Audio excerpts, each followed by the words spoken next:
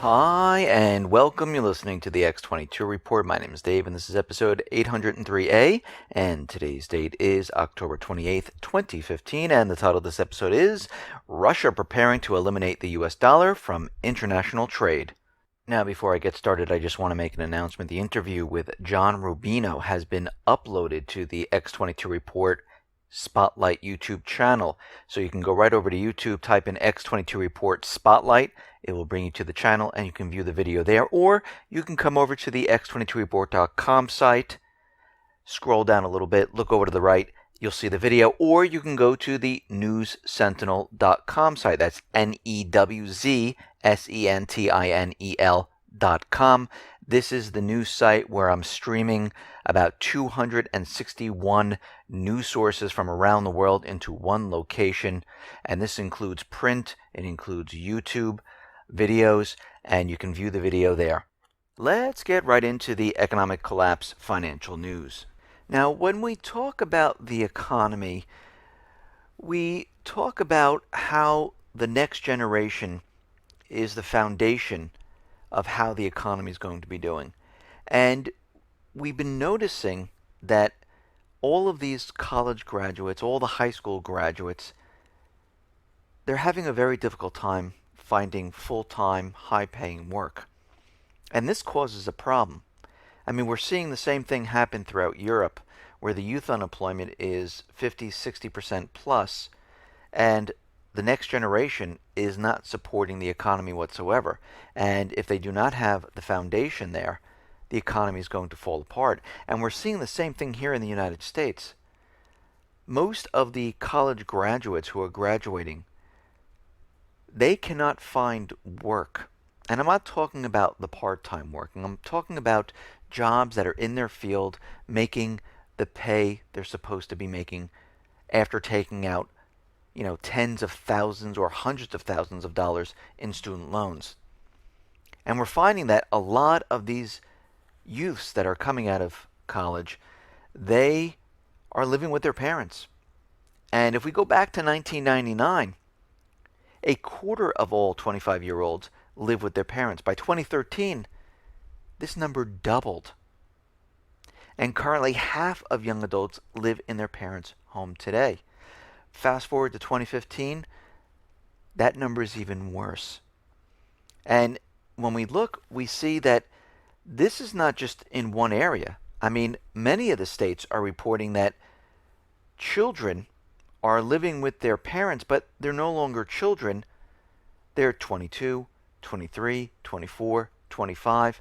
And in states like Arkansas, there's 37% still living at home. Illinois, 53%. Indiana, 42%. Mississippi, 44%. Tennessee, 44%. And it goes on and on and on. And this is showing us that they are not getting those high-paid jobs where they can go out and rent an apartment, get a car to get to work. We're finding that most of these youths are being pushed down by the economic factors of today. Now, I know a lot of people always hear from others saying, listen, well, I have a job. You should have a job. You're lazy. You're not really looking for a job. Well, let me just say, those people who have a job, thank God you do. Because you don't want to be in that circumstance where you're laid off and you're looking for one. Because you will not realize how hard it is to find another job until you lose that job. And I know a lot of people, I'm one of them, who lost their job, and it was a very, very difficult time finding another job. Sometimes you can't find that job. Sometimes you have to start something on your own because there's just nothing out there. And we're seeing a lot of people fall into this. And it's not just with finding a job, it's also trying to sell your home. People blame it on you. You haven't fixed up your house. All this always seems to be turning back to the person. But let me just tell you, it's not the person. It's the economic circumstance. It's the economy that the central bank created. It's the illusion that everyone is living in today. Because let me just say, those people who have been laid off, and there's hundreds and hundreds of thousands of people in the last year that have been laid off, they are having a very difficult time finding work. And people say, well, how do you know this? Well, you have to look at the unemployment numbers. They do tell us certain things.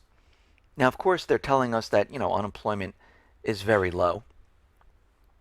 And we know we don't believe this, because what they do is they take those people who can't find work and they just don't count them. And if you noticed, that number continually increases. Where are these people coming from? Think about it. These are the people that are being laid off. These are the people that cannot find work at all. Now, a lot of them do believe that if they hold out, they will find that magical job with the pay they were making before. And what happens is, time passes. 3 months, 6 months, 9 months, and they still can't find that job. And they become depressed. They become upset. And some do stop looking. They still want a job, but they just give up and say, I can't find one. What is going on here? Now, some of them might go take a part-time job. And other people are continually trying to find that magical job that just doesn't exist out there. And this is what we're seeing today. And it's not your fault, because think about it. You just graduated college, for those people who are graduating. And all throughout high school, into college, they told you, go to college, you're going to get a good job. You come out of college, you can't find that job. How is that your fault? It isn't. It's because there's no jobs out there, and I'm talking real jobs. You didn't spend $60,000, $70,000 for an education to work at a $12 an hour, $10 an hour, $15 an hour job. You can't pay your student loan with it, and that's another problem we're seeing. Those people who are graduating cannot pay their student loans, and this is why they modify the student loans to go with what you are making, your income. So this way you can afford to pay just a little bit, because you have to remember, you can't go bankrupt on a loan, and the taxpayers can't bail out the student loan bubble. Now, in the housing market, we understand that the housing industry is starting to crumble apart and fall apart. Now, everything that we're talking about today is happening right now. Everything, the news, Case-Shiller, everything they're talking about, the Fed, is 3, 4, 5 months ago. So right now, we are seeing prices decline already. Case-Shiller is saying that they've leveled off, and in certain places, they dropped a little bit. Well, let me tell you, they dropped a lot more. And we're seeing mortgage applications continually falling. They're down another 3.5%, week ending October 23rd. This is coming from the Mortgage Banker Association. And if the Fed were to raise interest rates, guess what? All those people that were looking to purchase a house, they'd be kicked out of the market. Now, a listener wrote in, I'm only going to say his first name, Joshua, and he lives in Long Beach, California. And he's been in the offshore oil for 13 years, and he's watched ships go by year after year. Usually the cargo ships start stacking up in September, most likely for the holiday season. And what he's seeing right now is that there are none. They're not stacking up. The ports are not full. And this tells us that the goods that people need or want, they're not purchasing them. So there's no reason to import this type of stuff.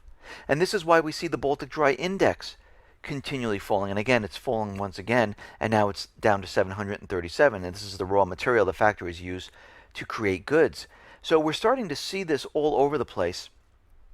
And to go with what's happening at the ports, we see that trucking, which takes all the goods from the ports out to the different areas of stores and things like that, warehouses, the trucking industry is starting to slow down. The largest U.S. truckload carrier, Swift, announced that revenues are declining. Now, Swift blamed the disappearing fuel surcharge, because fuel has gone down, and they're saying that, well, since we can't push the fuel surcharge, this is why we're seeing our revenues go down. But it doesn't make sense because they're still charging the fuel charge, the fuel surcharge. So the question is, what are they talking about? So they're still charging the fuel surcharge, and they're saying they're not seeing the revenue from it, because what's really happening is trucking is slowing down. They're not seeing the real revenue. And this is what's happening, and I mentioned this about oil prices, why they're dropping so dramatically right now. Because most of these companies, especially those that are delivering, they've kept their prices at the same level. They didn't drop it when fuel has come down. And you can take a look at food. They've come down a tiny little bit, but at this level, they should have dropped a lot. They're keeping it up where it is to keep their profits up, their revenue continually coming in.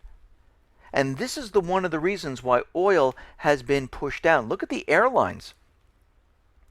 They have had savings. Now, they haven't dropped their ticket prices, but they've had savings of billions of dollars. At the same time, sales have been dropping off. So we're starting to see the truck industry slow down. Now, they predicted in 2015 that they were going to grow by 700 to 1,100 trucks. And now, as we're in 2015, they cut the growth down to 500 to 600 trucks. And this is the beginning of the holiday season where volume would sharply be much, much, much, much higher. And we are not seeing that. We're seeing the opposite happen. Now, we're also seeing Americans renouncing their citizenship. This is soaring. And the reason for it is because the United States is going after all those people, and a lot of people are being taxed twice. And the number continually moves higher and higher.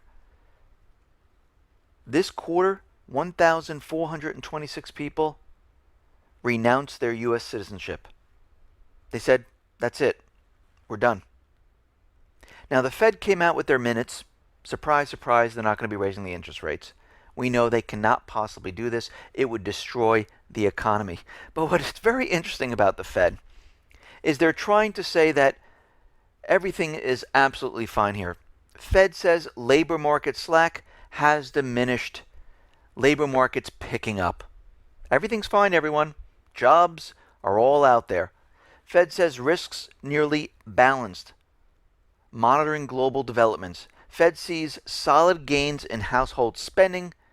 People are just ready to run out there and spend on holiday gifts. The Fed survey-based measures of inflation outlook remain stable. The Fed pace of job gains slowed a little bit. Unemployment is now holding steady. We look good. Housing is improving. And the economy looks like it's in full recovery mode. I guess they're not looking at the same data we're looking at, because everything that we're looking at looks like a depression/collapse. And the Fed always gets it wrong. And the Fed never tells us what's really going on. Just like in 2008, during the year of 2008, when the Fed chairman came out and said, we are not forecasting a recession anytime soon. And in the same year he said that, we had the market crash. We were in the biggest recession we've ever seen. Now, Putin is out there, and he is questioning why they are using the dollar in internal trade still. Putin posed the question to the Russian finance minister. Aren't settlements in foreign currencies prohibited by Russian law? And what do we have in practice? Fees for shipment of oil products and crude oil in the Russian ports and others are either directly priced in US dollars or denominated in US dollars on online trading systems. This is, of course, unacceptable. It directly contradicts current legislation. So Putin is drafting a bill that will eliminate the US dollar, euro from trade between CIS countries. Putin also stressed that the importance of not using the US dollar in international trade. And their goal right now is to eliminate the dollar completely. Everything will then be based in rubles. So what are we seeing right now? We're seeing Russia taking it to the next level, saying we are just completely getting rid of the dollar at this point. We don't want to deal with it. It's toxic. It's in its end stages. Listen, everyone, thanks a lot for listening. Be well, be safe, and especially be prepared. Thanks a lot.